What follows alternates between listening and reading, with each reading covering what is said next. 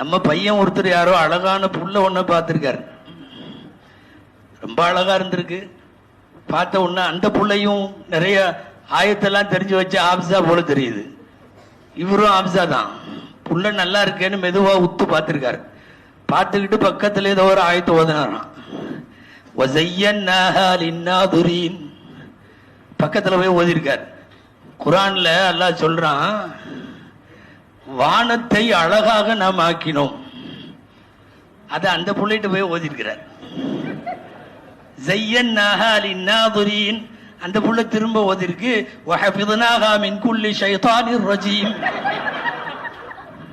அந்த ஆயத்துக்கு பக்கத்திலேயே இந்த ஆயத்து வருது. வானத்தை அழகாக்கினோம்னு சொன்னான்ல, ஒவ்வொரு சைத்தான்கிட்ட இருந்து பாதுகாத்திருக்கோம். அந்த புள்ள அந்த ஆயத்தை ஓதிருச்சு. இது ஏதோ விவரமானவன் போல தெரியுது, இந்த புள்ள விவரம் போல தெரியுதுன்ட்டு மெதுவா, எனக்கு உன் மேல ஆசையா இருக்கு, நான் உன்னை அடையணும்னு நினைக்கிறேன் அப்படிங்கிறத மெதுவா சொல்லணும். ஆயத்திலேயே சொல்லியிருக்கான் அந்த பையன். நுரீது அன்ன மின்ஹா வதத்மஇன்ன குலூபுனா.